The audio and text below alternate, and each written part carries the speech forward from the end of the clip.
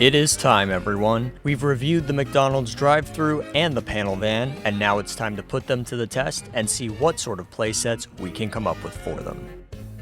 Let's start with something basic. Inspired by the Day 8 stream during the fundraiser that got us McDonald's, this is the Neville Adventure Set, based on the Tomica World Thomas Adventure Set. Mostly everything remains the same. The large iron bridge, road underpass and loop, split bottom line with Harold Flying Station, and the road section with Birdie. The main changes are a couple extra trees, McDonald's on the road loop, and Neville who has the Express. It's a simple set with a simple idea, although there's no real way for Neville's passengers to get from the coaches to Birdie. So, let's design our next set around that idea.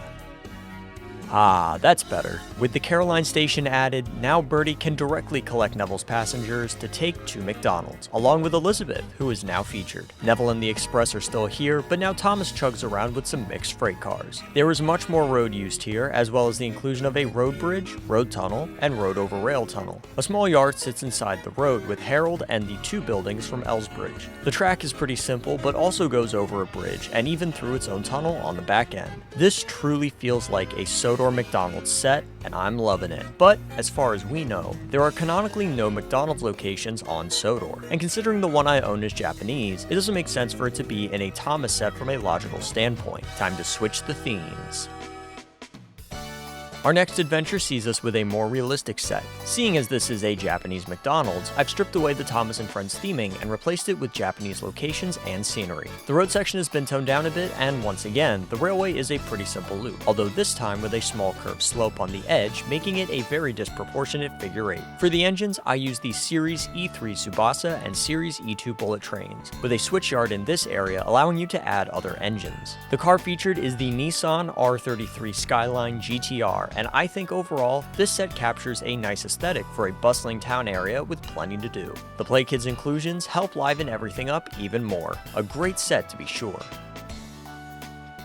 Keeping with the realism theme, we've got a more ultimate-sized set with loads of Japanese engines and plenty to do and see. A whopping 6 trains grace this set with a full yard, multiple stations, different levels of elevation, and plenty of road on top of that. McDonald's is firmly cemented in the main passenger hub where the road and railway meet. The inner line is fully separate from the outer line, and the GTR is back with the McDonald's van now added for more roadway fun. I used an automatic double crossing switch between the outer line and upper station line, so going in one direction lets engines loop into the station, and the other keeps 2 engines running on both separately. The road is the most expansive it's been, with lots to interact with. While the majority of the items here are Tomy made and Japanese based, there are some quirky oddities included. Provided by the 3D modelers at Tomy Time Station, we've also got an Arby's restaurant, which the cars drive past, as well as 2 Arby's vans and 4 Happy Meal crates in faceless troublesome trucks pulled by the C12. Now not only does the road get McDonald's representation with the panel van, but the railway does too.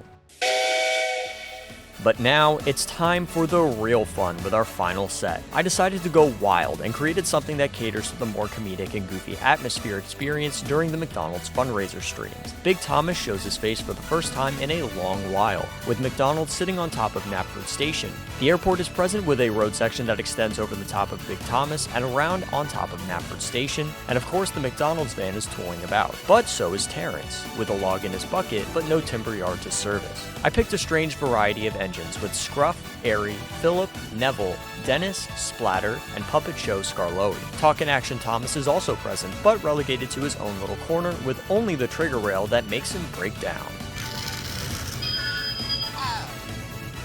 I threw in some Japanese items for nonsensical reasons, and overall, this set is more akin to something a child would create. Definitely a far departure from the normal layouts I feature on this channel, but one to love nonetheless.